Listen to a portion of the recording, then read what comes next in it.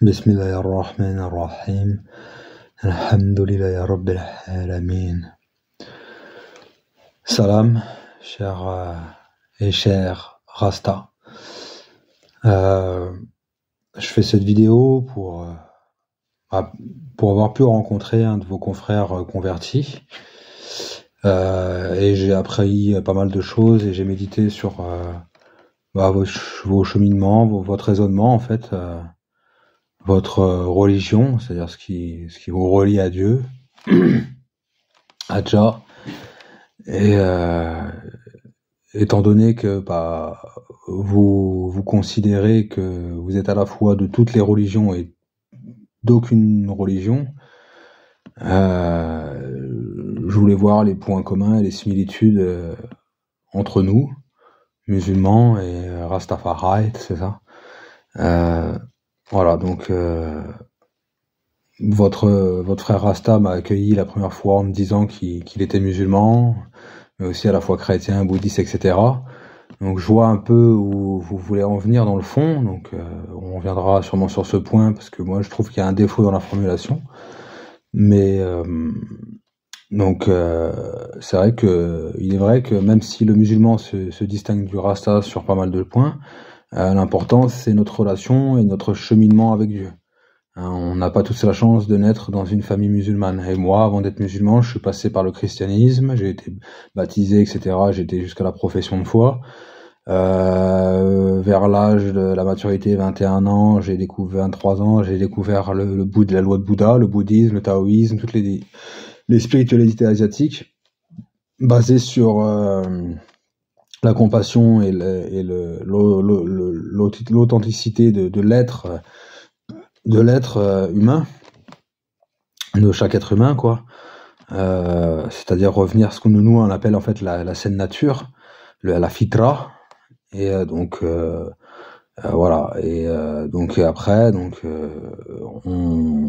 les gens vont, à force de comment dire, de sincérité dans la recherche de Dieu et de comment dire, de notre but, de la cause de Dieu, et puis de ce pourquoi nous sommes là, enfin notre devoir en tant, et nos droits en tant qu'être humain. Et puis voilà, donc je l'ai dit c'est une formule que j'aime bien, que j'ai dit dans la vidéo générale. C'est pensez-vous vraiment que Dieu nous laisserait dans le flou, sans dogme, sans but, sans ordre, là juste adorant le flouze? Bien sûr que non. Donc voilà. Donc maintenant, en tant que musulman, je vous rejoins sur des préceptes et me dissocie de ce qui contredit mon livre, tout simplement. Et certaines interprétations que vous faites de notre livre. Donc de notre livre, du livre de ceux qui se convertissent, qui acceptent l'islam comme religion, Allah comme Seigneur. Donc Allah, ce qui regroupe tous ses attributs, tous ses noms et attributs qui font de lui un Dieu unique, sans associé, etc., omnipotent. Et donc voilà. Et bon, je respecte votre cheminement, vos éveils spirituels, et j'ai retenu aussi pas mal de sagesse de la part de votre frère en religion, et voilà. J'espère aussi que vous allez en retirer avec moi, quoi. Donc on y est, quoi. J'ai envie de faire le point avec vous, et pour vous inviter à méditer sur des points communs et dos opposés, quoi. Et en fait, je vais surtout parler de l'essentiel, je vais pas m'attarder sur le détail, parce qu'on va donc commencer par l'essentiel, c'est-à-dire la reconnaissance d'un Dieu unique, que ce soit dans sa divinité, que ce soit dans sa seigneurie et son pouvoir absolu, et tout autre attribut divin, donc apparent ou caché, donc dans la création et le Coran. Donc le dernier livre révélé. Hein, donc vous reconnaissez déjà comme créateur unique qui régit toute sa création. Donc si nous prenons le lexique islamique, vous possédez le tawhid ar-rububiyya, c'est-à-dire l'unicité de Dieu dans sa seigneurie.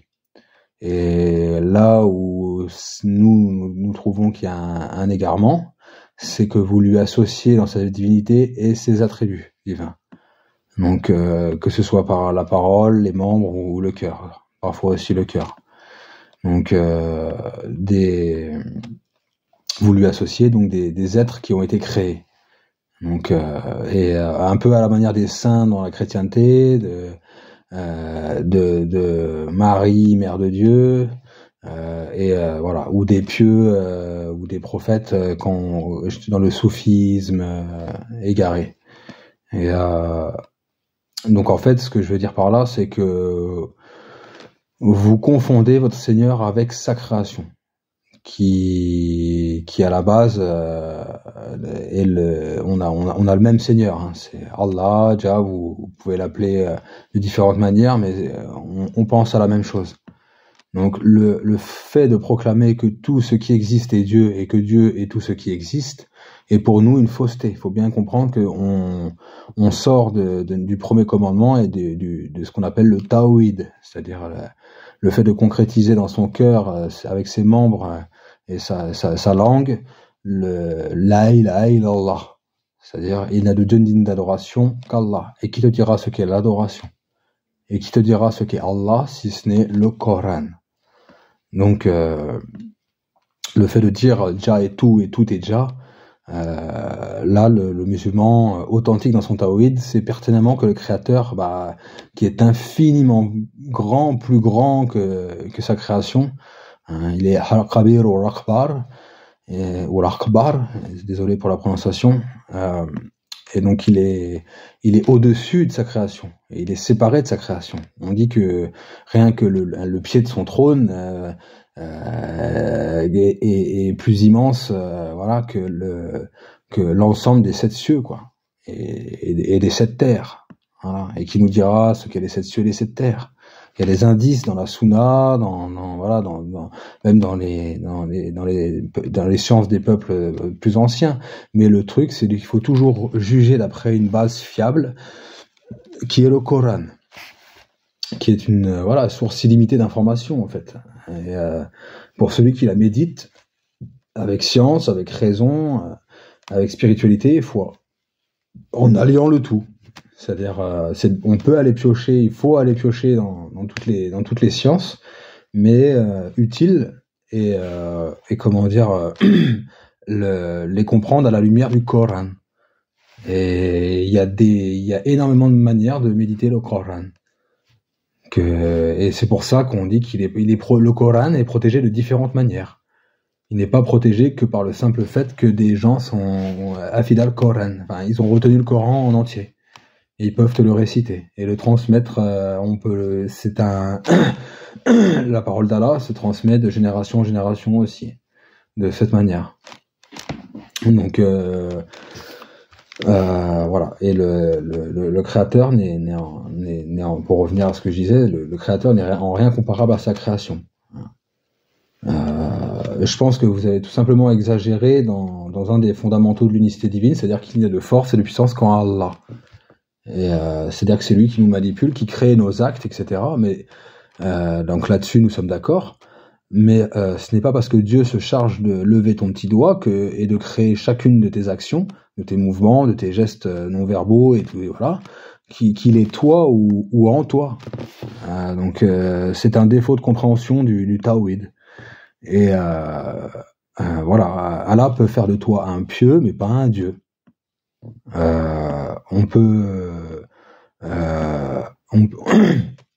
Votre frère Asta m'a dit que moi je suis Dieu, tu es Dieu, nous c'est tout et toi. Donc on rentre dans une forme de polythéisme. Et donc on peut lui copier certains attributs et de manière limitée. Et si Dieu par sa bonté les fait rejaillir sur nous. Allah est patient, il aime les patients. Dieu est le grand donateur, il aime les généreux, etc., etc. Mais le fait de le confondre avec sa création va vous amener à penser que vos grands prêtres sont eux-mêmes Dieu et qu'ils ont des attributs de Dieu et qu'ils ont une part dans la création de l'univers ou dans les décisions du destin, etc. Voilà, vous partez dans une fusion de l'esprit, au même titre que vous pensez que Dieu fusionne avec sa création. Et si vous voyez ce que je veux dire. Le fait que notre cœur plein d'amour peut contenir Allah ne veut pas dire qu'il fait partie de toi. C'est deux choses bien distinctes, séparées. il est séparé de sa création. Et s'il n'y avait pas un voile entre lui et sa création, il ne mettait pas un voile entre lui et sa création, elle serait pulvérisée. Hein? C'est le fait que ces créatures, le loup qui fait qu'on vit, que la conscience, le cœur de chaque créature, que ce soit le soleil, etc., les animaux, les végétaux, les êtres humains, les poissons, ont un cœur qui vit, quoi, qui vibre. Et voilà, il est donc Allah est très proche de ses créatures. Il fait rejaillir ses attributs donc avec parcimonie sur nous, suivant nos intentions, etc., nos vertus, voilà, enfin nos penchants, voilà. Et voilà, il nous protège, il nous guide vers notre nourriture, notre eau. Et voilà, Dieu n'a pas besoin de nourriture. Donc comment peut-on se proclamer Dieu ou se confondre avec lui? Dieu est le vivant, sans commencement ni fin. Moi, j'ai un début d'existence. Toute création a un début d'existence. Donc Allah est le premier, sans commencement ni fin. Il est le vivant et l'éternel. Donc nous, on a une fin dans cette matrice. Et une renaissance ailleurs. Et qui te dira ce qu'est l'éternité, puisque Allah, c'est le dernier. Il n'y a personne après lui. Donc Allah est immuable et se suffit à lui-même. Nous, on a besoin de lui. Comment on peut se prétendre être Dieu? Ou se confondre avec Dieu? C'est-à-dire que Dieu est tout et tout est Dieu. Dieu en arabe, c'est Allah. Ça signifie celui qu'on adore. Je, tu, il, les hommes ne sont pas ce qu'on doit adorer ou glorifier. Si je suis dans le pire des pétrins, personne ne viendra me sauver. Voilà. Personne ne viendra bouger le petit doigt. C'est Dieu qui te sortira de tes galères, pas à pas, pour que tu apprennes des sagesses, pour que tu endures, pour que tu fasses preuve, voilà. On a une foi, on est éprouvé dans notre foi, par nos passions, nos tentations, les tentations qui vont avec. Dieu est At-Taïb, Al-Muhsin, Al-Salam, Al-Qudus. Donc s'il est parfait, il est pur, le saint, il est droit, il est, et c'est bien fait, donc ces dons sont incommensurables, quoi. Donc nous sommes dans la dualité du bien et du mal, alors qu'Allah est le jaloux, l'orgueilleux lorsqu'on pêche, parce que il a tout fait parfaitement, et que nous on doit être humble devant notre petitesse, nos faiblesses. Voilà, le fait qu'on peut trébucher, faire des erreurs, oublier, etc. Voilà, Dieu c'est le victorieux, c'est celui qui accorde la victoire, et c'est par sa voie qui mène à la victoire contre nous-mêmes et contre le mensonge et l'ignominie. Donc on peut on peut pas continuer comme ça on peut continuer plutôt comme ça avec beaucoup d'autres noms et attributs qu'on ne peut pas s'approprier. Voilà. Dans le sens absolu ou même des fois pas du tout, quoi. C'est comme Al-Bar, Al-Bari, je sais pas si je prononce bien, c'est celui qui fait sortir ses créatures du néant. Et il est le seul, nous, voilà, il crée là où nous ne faisons que transformer ce qu'il a déjà créé. Voilà. En dehors de ça, vous reconnaissez donc qu'il a établi des lois, qu'il a fait descendre des prophètes, et que voilà, et des livres saints. Donc dont le dernier qui est venu, qui a parachevé la religion pour tous les hommes, pour l'ensemble de l'humanité, c'est donc celui que vous acceptez comme le sceau des prophètes, c'est Mohammed sallallahu alayhi wa sallam. Et le fait que vous prétendez de toute religion et d'aucune religion, c'est le fait que vous voulez que toutes les religions se valent, tout en reconnaissant leurs erreurs et leurs faussetés. Donc il y a une incohérence en fait.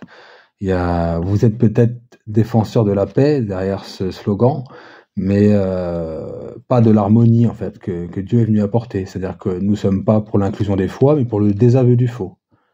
Et si on se désavouait pas du faux par ce qui se distingue du faux, c'est-à-dire la vérité, on ferait réfléchir personne ne se remettrait en question. Voilà. Et donc autant je critique ceux qui n'ont que le dogme et les lois de manière littéraliste, et mais je critique aussi ceux qui ne se penchent que sur la spiritualité, voilà, parce que ça donne des hérésies. Donc voilà, faut pas prendre des révélations ce qui nous arrange le plus ici et là, et quitte à inventer, même votre frère Rasta m'a même inventé des versets ou prétendu qu'il y avait écrit dans le Coran des choses qui étaient inapparentes. Donc c'est comme le soufisme, le pseudo-soufi en islam, vous mélangez un peu tout. C'est un peu de kémitisme, un peu d'hindouisme, de monothéisme, et ça vient pervertir le message originel de l'unicité de Dieu. Donc pourquoi attribuer une couleur noire à Dieu en évoquant la Trinité, donc Jésus aussi noir et réincarné en Dieu dans Haïlé Sélassié. Donc est-ce que ce dernier a rétabli la justice et l'équité sur terre? Non, pas à ce que je sache.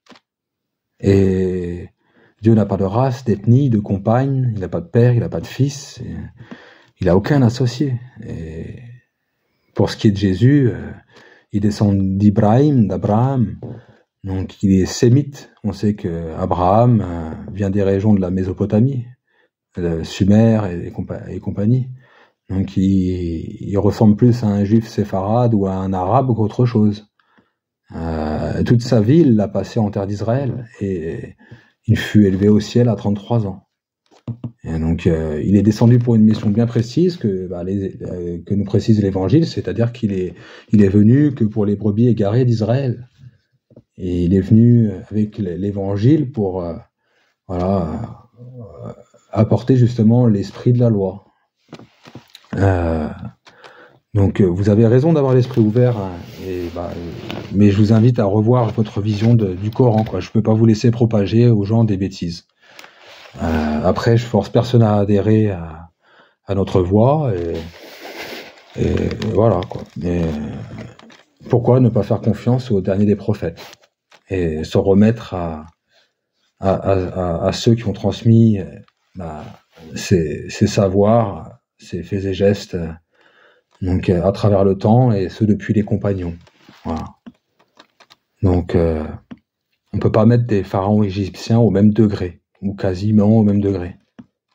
Voilà. Donc ne faites pas dire au Coran ce qu'il n'a pas dit.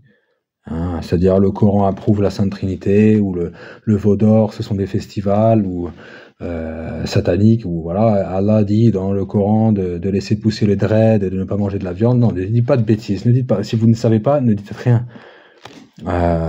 C'est pour moi, votre frère à un moment donné a été malhonnête, et c'est des techniques pour essayer de convertir les gens, avoir des arguments supplémentaires faussés, donc avec un manque de sincérité, pour tester le degré de l'ignorance de l'interlocuteur. Et voilà.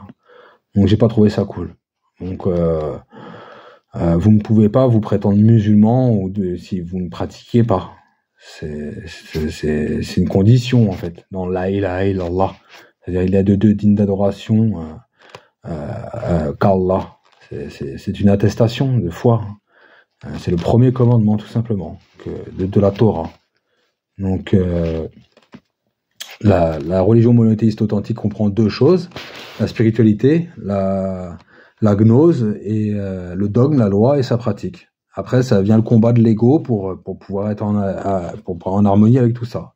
Et les deux premiers commandements d'où découlent tous les autres, on est d'accord là-dessus, c'est vouer un culte, sa vie, ses affaires à Allah seul, et d'avoir le don de soi pour autrui. Et après, il y a des priorités, bien sûr. On ne peut pas accueillir toute la misère du monde dans son petit chez-soi, quoi. Donc nous ne pouvons pas reconnaître en tant que musulmans votre vision de fusion de Dieu avec l'homme, faisant de votre prophète Haïlé Sélassié, Dieu lui-même. Donc voilà. comme les chrétiens font de Jésus Dieu.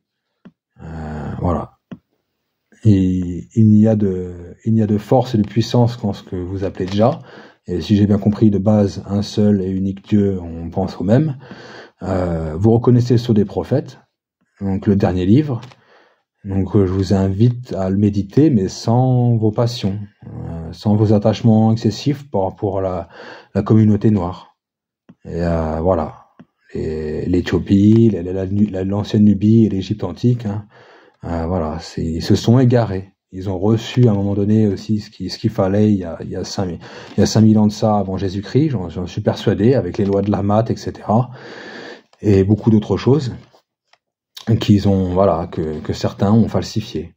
Ils ont eu la vérité comme Iblis, ils ont eu la vérité comme Satan, ils ont égaré leur peuple pour rivaliser en pouvoir et puis s'approprier le contrôle, comme dans l'autre charlatan là, dans le livre d'Élie, la femme crapule là, qui voulait absolument la Bible pour pouvoir manipuler son peuple comme il l'entendait. Voilà. Donc connaître la vérité et le chemin pour parvenir à cette vérité, mais après le cacher et l'altérer aux gens, c'est ce qu'ont fait les Juifs, et c'est pour ça qu'ils ont été châtiés dans l'histoire par Allah. Allah n'avait que faire de leurs sacrifices, de leurs prières, etc. Et les musulmans, dans la grande majorité, j'espère que j'en fais pas partie, qu'Allah nous en préserve, nous pardonne, nous guide, faisons partie de cette, on fait les mêmes erreurs. C'est-à-dire que c'est la plupart des pèlerinages de certains musulmans est certainement caduque. Je suis pas Dieu pour le juger, mais c'est le prophète qui a prophétisé ce moment où les choses sont inversées, où on ne porte plus que de l'islam le nom. Et encore, la plupart des gens sont ignorants de comment pratiquer leur religion. Donc le monothéisme pur, c'est-à-dire vouer un culte et s'en remettre exclusivement à Allah dans toute entreprise, sans lui associer quoi que ce soit dans son essence, dans ses œuvres, dans ses attributs. C'est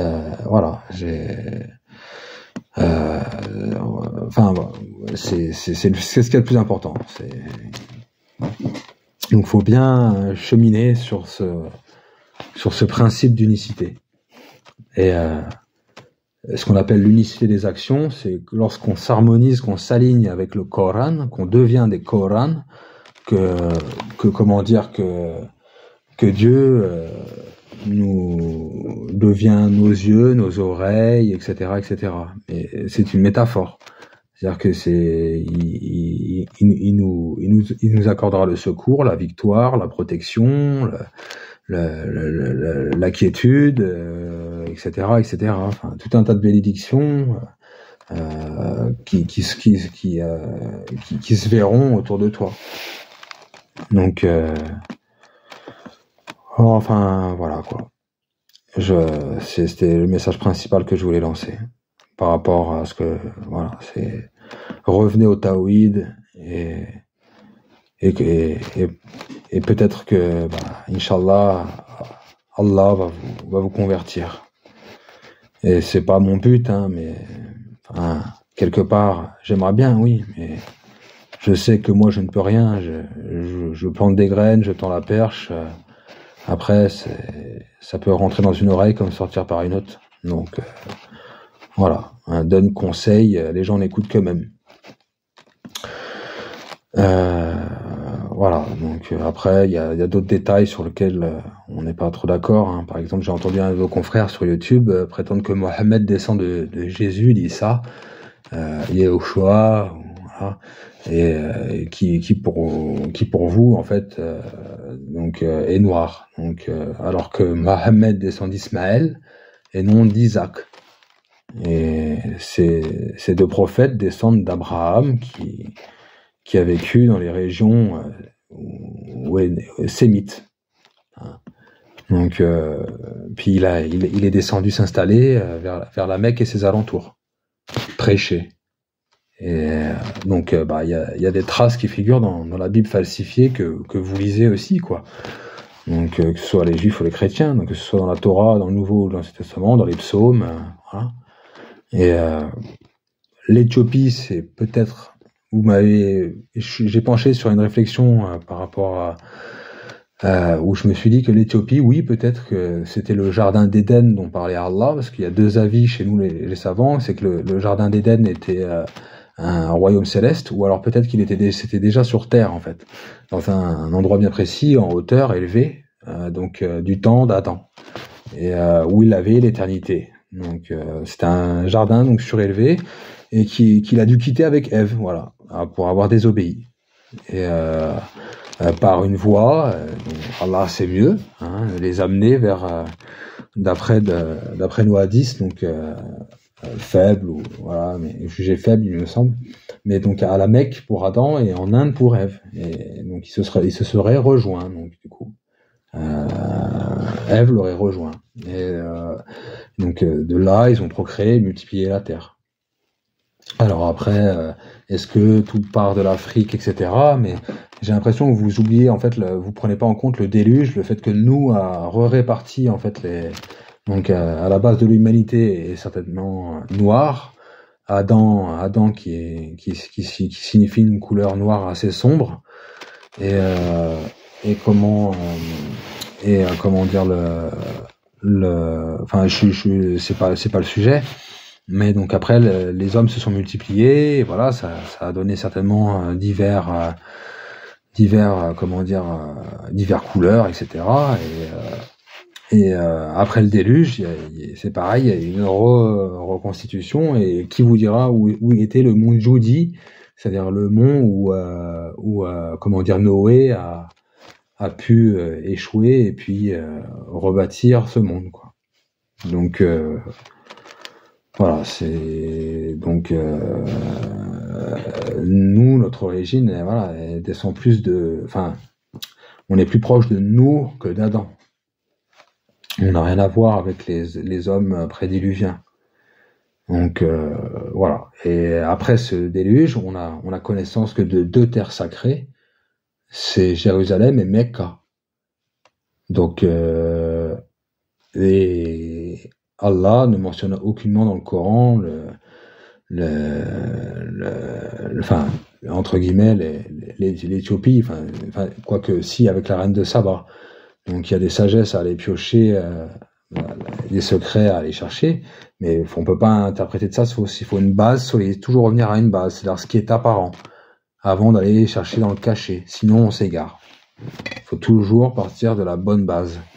Donc comprendre d'abord ce qui est compréhensible, ce qui est clair, ce qui est explicite, et voilà, regrouper toutes les pièces du puzzle, les assembler, voilà, par thème, c'est un décortiquage, et une fois et puis tu peux c'est à partir de ce moment-là où tu peux tirer plus de lumière, plus de sagesse. Donc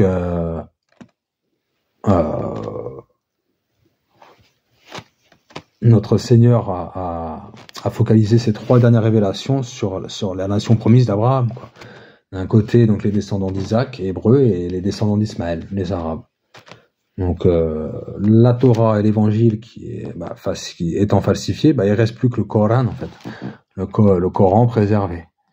Et je vous invite, cher Rasta, à ne pas raisonner avec des analogies donc qui sont issues des passions de votre cœur. Elles sont nombreuses, et elles poussent les hommes à oublier, donc les renier ou associer bon nombre de statuts à autre que Dieu unique. Donc l'antéchrist, selon les musulmans, se présentera aussi avec tout comme de toutes les religions et d'aucune religion. Et il mettra une grosse douille pour toutes les rassembler, essayer d'en faire qu'une, mais de la mauvaise manière, pas sur la vérité. Et il se présentera comme un bien guidé, donc par Dieu, et il apportera comme Lucifer, donc c'est-à-dire ce faux ange de lumière qui est en réalité un sale esprit, qui apportera 90% de vérité lumineuse et 10% de mensonge. Et c'est avec cette pseudo-lumière qu'il aura acquise du savoir, par des savoirs prophétiques, il va réaliser des prodiges qui sont illusoires. Et il va nous manipuler pour causer donc notre perte. Et et lui aussi, à bout d'un moment, va se proclamer Dieu. Voilà. Et nous, comme on dit, nous ne sommes pas pour l'inclusion des foi, mais pour le désaveu du faux. Le lion, comme on dit, le lion ne s'associe pas avec le cafard. Hein. Dajjal se fera passer pour un lion jusqu'à ce qu'il se programme roi des rois. Autrement dit, je suis Dieu tout-puissant, adorez-moi, suivez-moi donc. Et voilà, cher Rasta, je suis désolé de vous le dire, mais vous êtes tombé dans ce piège. Hein. Jusqu'à un certain degré, vous prétendez être Dieu. Voilà. Ne faire qu'un avec Dieu. Voilà. Je ne souhaite pas que vous rejoigniez le Dajjal. Et voilà. Donc, migrez en terre d'Éthiopie. Si vous voulez, j'espère que vous trouverez le repos là-bas. Et méditez sur ce que je vous ai dit. Je cherche pas spécialement à vous convaincre, hein, je sais comme j'ai dit tout à l'heure, mais voilà, j'espère en Allah qu'il vous guidera vers l'islam, qui est plus qu'une religion, qui va au-delà de la religion, hein, mais voilà, le but final, c'est pour nous-mêmes qu'on est bien guidés, hein, c'est pour qu'on agit de la bonne manière. C'est comment dire, c'est pour fonder ce qu'on entend par islam, c'est-à-dire l'harmonie, la paix, via la soumission à l'ordre établi par Allah. Donc, il faut le juste milieu. Voilà, l'islam, c'est la voie du juste milieu. Et parce que Dieu se connaît parfaitement sa création et qui nous connaît parfaitement et qui sait ce qui est bon pour nous. Voilà. Donc le contrefort principal, primordial, c'est le premier commandement. Respectez ce premier commandement parce que il en va de votre vie future. Donc, faut englober les piliers de la foi et les piliers de la pratique. Voilà. Toujours liés au droit du Créateur et au droit des créatures. Pas de divinité digne d'adoration en dehors d'Allah. Hein. Anciennement, Elohim, Allah, Yahvé, Jah, etc. Ou Baal. Non, ne lui associez pas les filles ou les filles. Voilà. Donc, personne d'autre n'est digne de louange. Personne d'autre n'est digne de glorification. Même des prophètes. Hein. Il est unique et sans associé. Voilà. Il tient par le Tout-Paix, Haïlé Sélassié. Il tient par le Tout-Paix, Jésus. Il tient par le Tout-Paix, Mohammed. Que la paix et les bénédictions soient sur ces deux derniers prophètes. Car Haïlé Sélassié n'est pour nous en aucun cas un prophète. Voilà. Et nous n'avons pas besoin d'intercesseurs, d'intermédiaires entre nous et notre Créateur. Faut toujours revenir à la source du vrai, voilà. Et non de la majorité des hommes perdus, quoi, qui se sont égarés, quoi. Et parce que les chefs de la mécréance y mentent et voilà. Et ce sont des parlementaires. Voilà, donc j'espère que j'ai pas été trop long, j'ai pas mal de choses à dire finalement, mais je veux pas vous surcharger voilà, mais je vous conseille par exemple pour approfondir ce que je dis, d'acheter et de lire le livre Comprendre les noms d'Allah d'Abdel Razak Al-Bard. Peut-être que ça va vous éclairer plus profondément, ça va certainement vous éclairer plus profondément sur ce que la notion principale, sur le premier commandement, le Tawhid. Donc, je vous enjoins, si vous êtes ouvert d'esprit, à méditer, quoi, et à vraiment parcourir chaque nom et attribut d'Allah. Voilà. Et de vous imprégner de cela. Voilà. Et peut-être il y aura énormément de changements dans vos vies et qui sait, Allah, si vous êtes sincère et sans orgueil, vous montrera la vérité. Donc, comme j'ai dit, Dieu ne laisse pas dans le flou, sans dogme, sans but, sans ordre. Il y a des livres éclairants. Et le dernier livre éclairant, fiable, et qui n'a pas été corrompu jusque-là, c'est le Coran. Voilà. Donc, le fond est bien conservé. Donc, voilà, par les livres des savants et de nos mystiques, hein, éminents, dont Allah a été leurs yeux, leurs oreilles, leurs mains, etc., etc. Car ils étaient dans l'unicité des actions. Ils se confondaient pas avec Allah. Ils reconnaissaient que voilà, Allah avait tout pouvoir. Ils étaient dans la pleine conscience que ils étaient en harmonie avec Allah, tout simplement. En harmonie avec ses lois. Les lois de la création, les lois juridiques, etc. Donc, ce qui ne veut pas dire, je me répète, qu'on a une parcelle divine en nous. Et voilà, donc c'est le message principal de cette vidéo. Hein. Cela veut dire qu'il n'y a de force et de puissance qu'en Allah. Et plus tu en as conscience, et plus tu t'alignes avec Allah, et plus tu es soutenu dans tes faits et gestes. Donc Allah va parfaire tes pensées, tes intentions, tes actions, et de là te purifier. L'âme, le roux, ce qui donne vie, ce qui anime, anima, hein, et c'est une création qui donne vie au corps physique. Et qui donne surtout vie au cœur, lorsque ce dernier loue le Seigneur et glorifie le Seigneur par l'action. Donc elle nous relie tout simplement, spirituellement plutôt au Créateur. Et le Créateur ne se fond pas dans sa création. Hein. Il n'est pas sa création. Il ne fait pas partie de sa création. Et sa création ne fait pas partie de lui. Tu fabriques demain un objet à partir de matière qu'Allah a sortie du néant, comme on disait tout à l'heure. Tu as effectué les mesures qu'il fallait, la maquette 3D, tout ça. Tu as rassemblé les outils, les éléments pour former ton objet. Et de cet objet, donc cet objet t'appartient, mais il est extérieur à toi.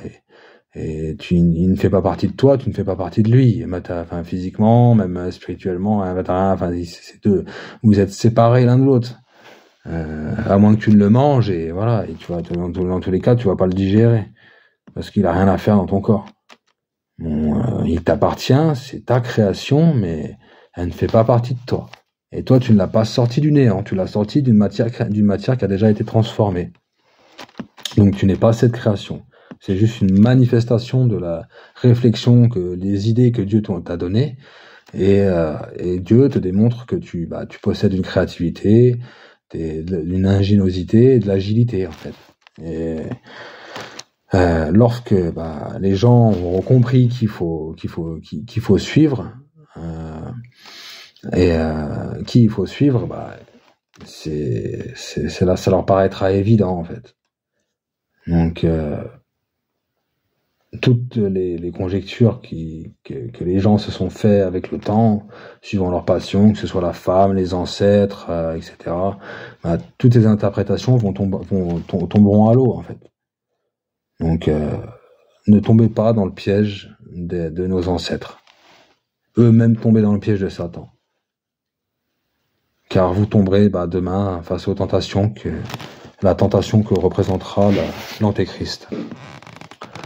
Sur ce, étudiez le Coran avec méthodologie et en revenant à la source que nous appelons la Sunna pour avoir la compréhension des compagnons. Donc, expliqué par de savants de génération en génération. Et voilà. Donc, vous pouvez étudier les autres livres. Nous, en tant que musulmans, on peut étudier les autres livres, mais une fois avoir les bonnes bases acquises et en ne jugeant que d'après le Coran. Tant que vous rejetterez les lois et le dogme pur par passion, vous tomberez dans l'hérésie spirituelle. Vous allez aller dans tous les sens, pour dire que Dieu est noir, c'est un manque de respect, je trouve. C'est un grand manque de respect. Donc, Le Tawhid, hein, il en va du pardon et de la miséricorde d'Allah au jour de la résurrection. Accrochez-vous à cette notion. Et je suis pas un messager, je suis pas un prophète, je suis pas un savant, je suis pas un imam, mais comment dire, faut, je suis là, je vous avertis en fait. J'ai pas envie que, mais voilà, j'ai oublié ce que je voulais dire. Hein, qu'Allah nous guide et nous mène vers ce qui est le plus correct. Donc je ne vous juge pas perdu, je ne vous juge pas ceci. J'ai admiré beaucoup les discussions, les échanges que j'ai pu avoir avec votre frère Rasta. Il a du tawhid, c'est clair, c'est limpide. Mais ce petit défaut là, ce défaut principal, voilà, peut coûter sa perte et c'est pas ce que je souhaite. Donc, je sais qu'il y a tout un, que c'est pas la seule chose sur laquelle j'ai envie de revenir avec vous, mais bon, je sais pas, j'ai pas envie de prendre tout ce temps pour, donc je me base sur l'essentiel en fait. Le reste viendra tout seul. Voilà, et j'espère que vous serez les alliés de Jésus à son retour et non les alliés de Dajjal, de l'Antichrist. Sur ce, Rastafari, salam, un grand salam. J'admire vos vertus, j'admire vos comportements, j'admire votre aussi cette philosophie et puis cette part de tawhid que vous avez en vous. Et voilà, je vous aime en Adam, on va dire. Je vous aime comme des cousins en Adam et j'espère que voilà, Allah nous guide jusqu'à la fin, jusqu'à notre mort. Amen.